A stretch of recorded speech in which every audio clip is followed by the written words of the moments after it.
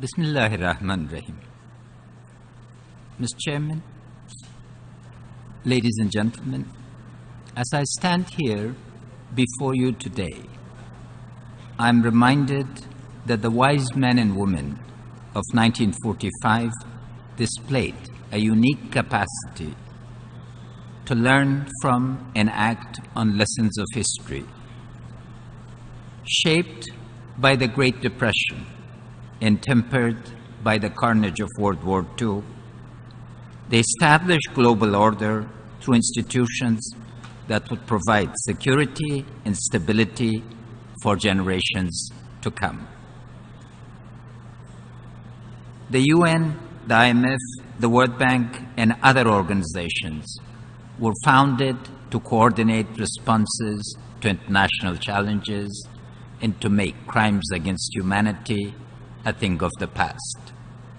There can be little doubt that today the scale, scope, and speed of their imagination and efforts have not yet been matched. But future historians will judge these institutions on how they respond to the challenges of today and the challenges we must confront in the future. As global leaders, we seek certainty and familiarity in the rules of the game which dominated the 20th century. But in today's ever-changing world, the dominant contextual characteristic defining our times is extreme uncertainty. It is easy to illustrate this uncertainty by looking at threats we are facing to our economies, our security, and our values. There is an emerging consensus that advanced economies have yet to arrive at proper growth models to overcome high unemployment, decreasing income and wealth inequality. The threat of economic crisis, therefore, still hangs over us. 16 years after the tragedy of September 11th, the threat of violence by non-state actors has taken the form of a fifth wave of political violence and terrorism. Driven by transnational terrorist networks, criminal organizations, cybercrime, and state sponsorship of terror, this fifth wave promises to be a decade-long threat to international security rather than a passing phenomenon. In the 20th century, the world came together to push back the spread of fascism so that the democratic freedoms could be secured. Today, these very freedoms are under attack from global terrorism. Terrorism is not only an attack on human life and basic freedoms, but an attack on the compact of citizenship, an attack on the nation-state's relationship with its people, which makes democratic societies unique, fair, and free.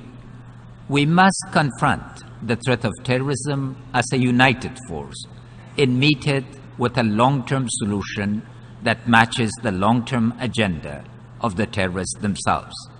And lastly, despite the incorporation of tenets of the Universal Declaration of Human Rights in the constitution of most countries of the world, crimes against humanity still occur with painful regularity.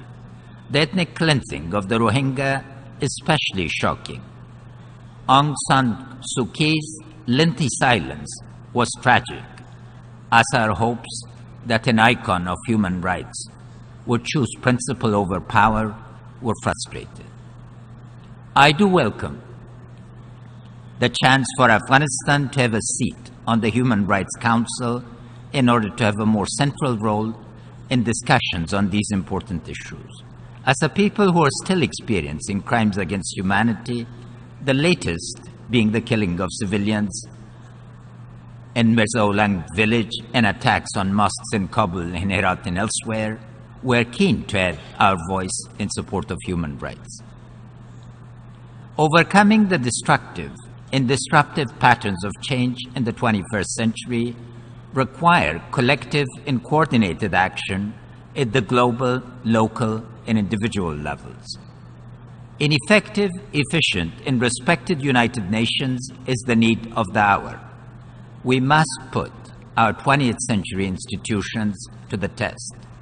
Therefore, I congratulate His Excellency Miroslav Lajcik on assuming the presidency of the 72nd session of the UN General Assembly. I want to recognize and appreciate the efforts of His Excellency Peter Thompson during the previous session, and I commend His Excellency Secretary General Guterres for launching his reform of the UN. If the UN did not exist today, we would have to invent it to address the demands of our time. Delivering on the promise of the Charter and the Universal Declaration of Human Rights in the context of uncertainty requires re-examination of core functions, re-engineering of business processes, reinvigoration of organizational culture and values, and a reform of systems of accountability. If the UN is to be more relevant to countries like mine, it must deliver as one UN. But this has not yet been fulfilled. The inherited model of the UN agencies as instruments of technical assistance and capacity building should be subjected to the market test, namely value for money and sustainability of result in comparison to government, private sector, and non-governmental modes of delivery. Mutual accountability is a proven mechanism of consolidation and expansion of partnerships and trust building. I am honored to stand before this distinguished assembly to represent and speak for the people of Afghanistan. We've borne adversity, deprivation, and drought with dignity, met invasion with valor, defended our homeland with patriotic fervor. Being the frontline state in the global struggle against terrorism and the frontline of defense of democratic freedoms, our people and security forces are accomplishing heroic deeds on a daily basis.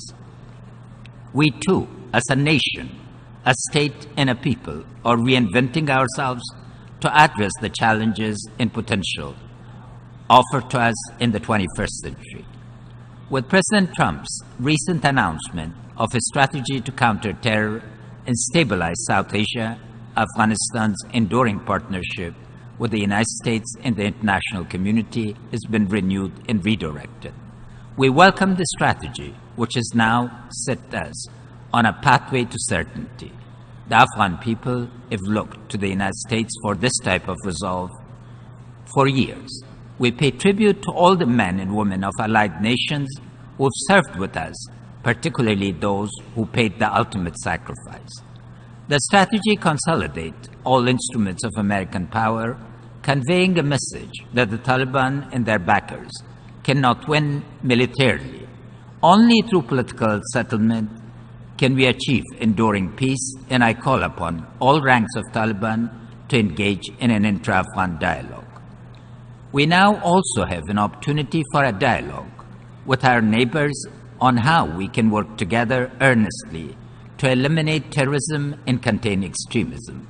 I call upon Pakistan to engage with us on a comprehensive state-to-state dialogue on peace, security, and regional cooperation leading to prosperity. The Afghan government has proven that we are committed to peace through our own internal processes, as demonstrated by the peace agreement with Hizb Islami. Now we call on all of our neighbors, near and far, to join us through the Kabul process in our comprehensive quest for peace and regional stability. However, moving forward, we ask for a change of perspective from our international partners. For too long, the conflict in Afghanistan has been viewed through the prism of civil war. But this war is not within our soil, it is over our soil. Today, there are over 20 international terrorist groups with an imposed presence on Afghan soil. The future of Afghanistan matters because we are on the front line of the global effort to eradicate the threat of terrorism. Our brave soldiers are fighting and dying for this cause in the sovereignty of the Afghan nation every day. Though we may be on the front lines, the threat knows no boundaries. for terrorist groups who are harbored in the region, an attack in Kabul, an attack in Brussels, Paris, Barcelona, London, or anywhere else, are equal victories. President Trump's new strategy includes the disruption and denial of sanctuary to terrorists whose motives know no boundaries. However, a strong and enduring commitment from our international partners alone will not ensure our collective success in Afghanistan. The roots of success are indeed within us as Afghans. Today, nearly 3 years into our decade of transformation, we are turning Afghanistan into a platform for stability. The foundation has been laid. We have articulated and are rigorously implementing roadmaps of reform. Namely, we are prosecuting the corrupt, ending corruption in the security sector, replacing systems of patronage with merit-based systems, and making financial processes transparent. We are reaching out to those who had previously been excluded from society, young people, the poor, and women. Yet these people are our nation's sources of resilience. The generation who grew up in the 1990s, which make up the majority of our population, are now being entrusted with wholesale leadership of the country. A generational change is taking place as youth are empowered at every level. This generation will be the one that reforms the government into one that is citizen and service-oriented.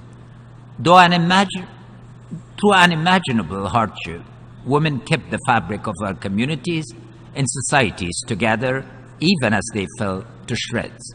Yet women were relegated to the very bottom of society. This was unacceptable and our nation suffered for it. Today, there are more Afghan women in government, in the workforce, and active in civil society than ever before in Afghan history.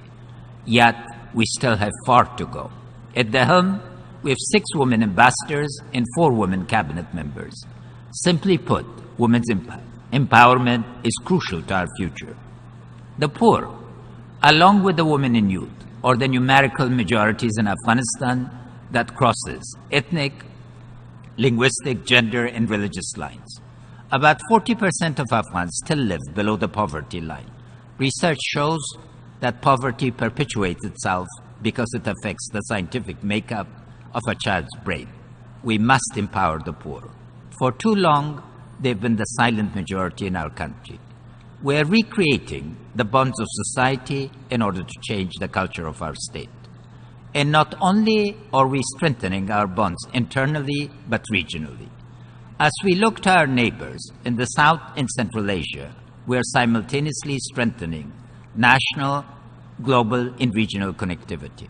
Afghanistan will again become a multifaceted hub in the 21st century for transport, energy, water, and mining, for the benefit of the entire region's economic prosperity and security. And we are already seeing the fruits of our labor.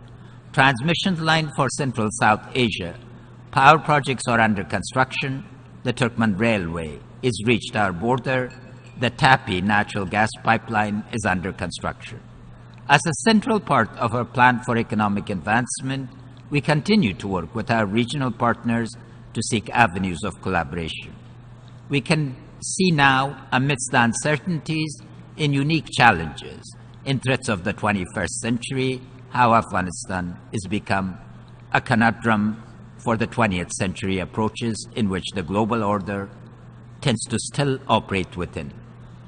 While the threat of international terrorism playing out on our soil has dominated the narrative of our country and driven the fate of our people for far too long, we also have enormous potential to be the regional brokers of peace, a hub for economic prosperity, and a beacon of democratic values.